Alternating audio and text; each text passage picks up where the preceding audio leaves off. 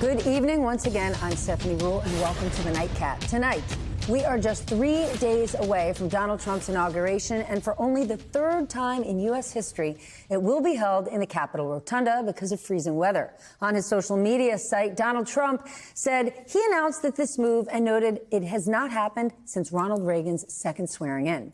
And while President Joe Biden warns of an American oligarchy on the horizon, Trump will be flanked by the world's richest men at his inauguration ceremony. The group includes Elon Musk, Jeff Bezos, Mark Zuckerberg, and now TikTok CEO.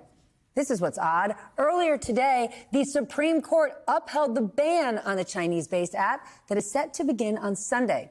President Biden has already announced he will not enforce it, leaving the fate of the TikTok app to his successor.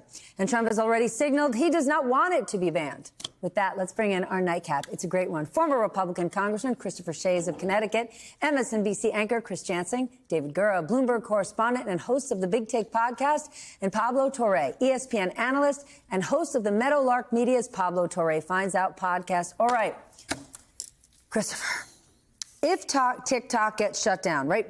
President Biden said, let's punt it, Trump can decide, but still, the Supreme Court upheld it. The DOJ could say, let's shut this thing down on Sunday. Will this not create, even in the short term, a PR disaster for Democrats? Because this ban was brought by House Republicans, voted on, passed on a bipartisan basis. President Biden signed it. Supreme Court upheld it. But millions and millions of Americans do not want it. And Donald Trump is clearly signaled he wants to save this thing. He's got the TikTok CEO with him on Monday. If this thing gets shut down on Sunday, Donald Trump brings it back on Monday, will this not create the worst PR disaster for Democrats, looking like we were the heavy-handed, big government overreach, and that outlaw Donald Trump, he saved the day? The answer is yes. What's your next question? So what do they do? What they do is just make sure they don't shut it down right now. And frankly, I think Americans didn't pay much attention to it when it was happening. And since 50% of the American people are using it, I don't think they want it shut down. And I will say I don't use it. So I'm wondering, what information are they going to learn about me? And if you use it, you have agreed to take the risk. And I will say that all the 20-somethings I talk to are like, oh, my information's out there anyway. And neither side, to be fair, neither Republicans or Democrats have made the case that people can understand about why this is a national security threat.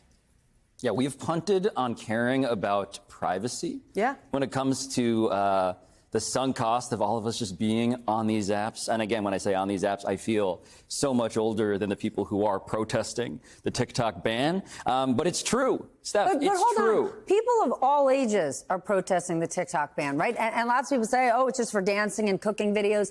Lots of people, that's where their business is. That is where they make their money. And lawmakers have not made the argument to them successfully over these last 10 years of all that we're giving up in terms of our information. 150 million people, monthly active user base in the U.S., to your point. Absolutely enormous. The thing, though, when it comes to how much do we care about what China is doing and how much do we care about who's getting our data, that concern has been so abstracted and generally true of every other thing we have in this that I think the question of what's the unique argument that makes people say this is beyond the pale versus this is the thing that is just deeply inconveniencing me and my happiness, because TikTok has a reputation of the thing among all these apps that does poll well among its users, shockingly. That's kind of its reputation. It's better than the other one. And aren't people just going to move over to a couple of other apps That's the by point. China? That's the point.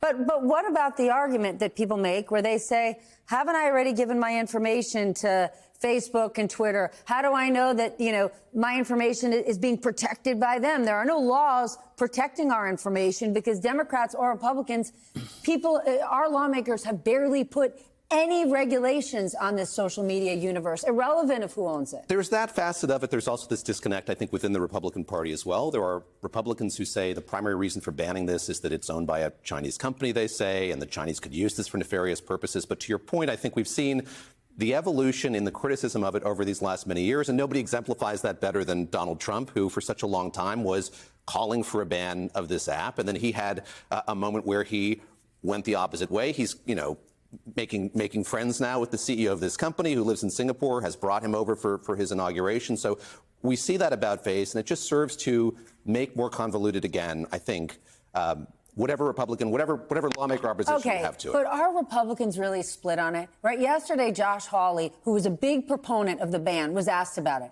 And he kind of sheepishly said, well, overturning it or not enforcing it, not my favorite thing. But at the end of the day, we're watching Republicans day after day get in line with what Donald Trump wants, because if they don't, they fear, political death for them. Well, it's not going to be banned. I mean, we can all agree it's not going to be banned. And can we talk about one reason why? And the CEO said it in the video that he put out today. Yes. Donald Trump has had 6 billion views on TikTok. Donald Trump believes that helped him get elected. He says, Melania Trump says, it was their son, Barron, who went to him and said, Dad, the young men, if you want to reach them, go on to TikTok. He did, and 6 billion views later, he thinks that was a contributing factor to and he's right.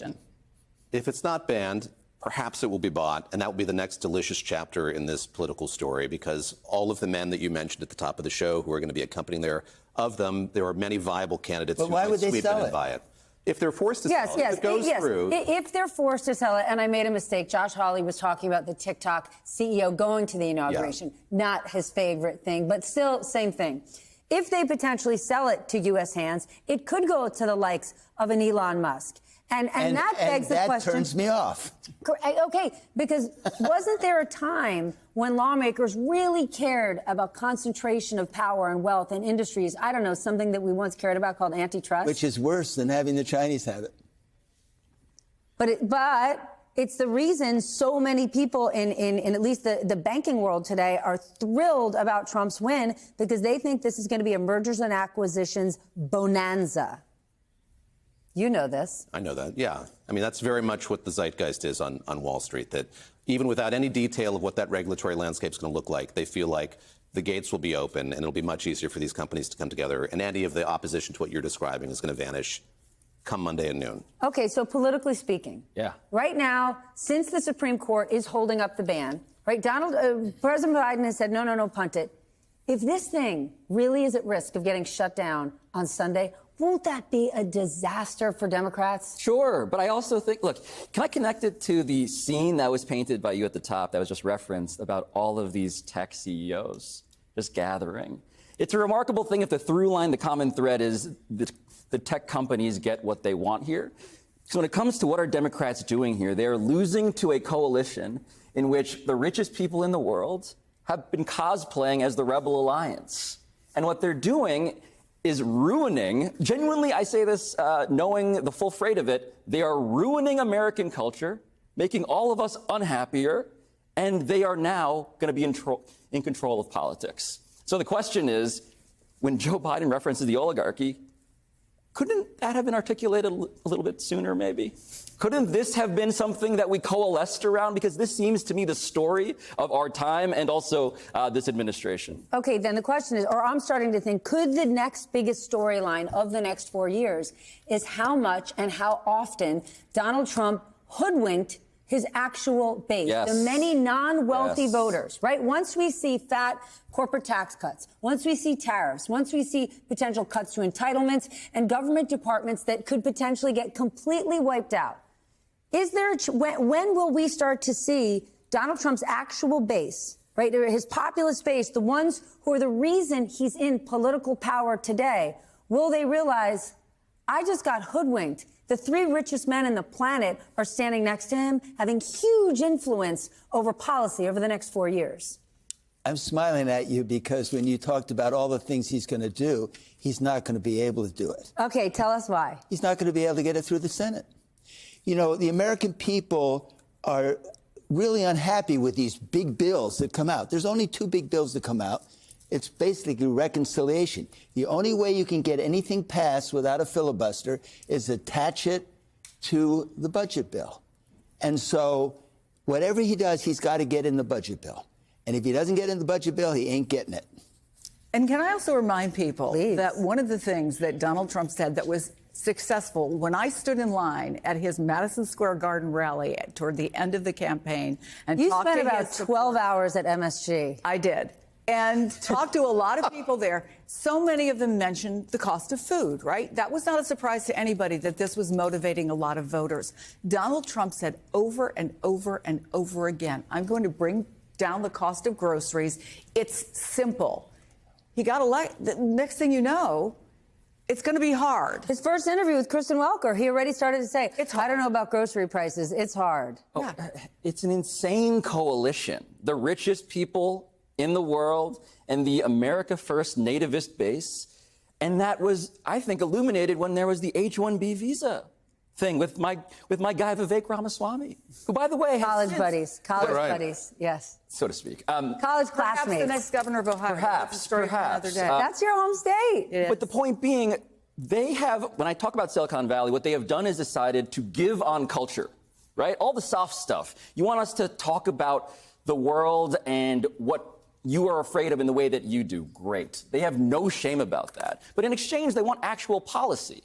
They want to do some stuff. And so this whole thing about, okay, well, what if we bring over inexpensive labor from India? And Vivek goes on and articulates this in this insanely long tweet that feels like the realest thing he has ever felt. And guess what happens? The dude is basically shamed and disappeared from that issue because it is so deeply unpopular to the base that Donald Trump and Elon Musk now all realize we need to tend to. But there is a car crash coming because the rubber and road of we want to enrich ourselves and do stuff that is not in your best interest is so inevitable that they're just trying to keep this together, but it's going to be a giant corrupt mess. There was a moment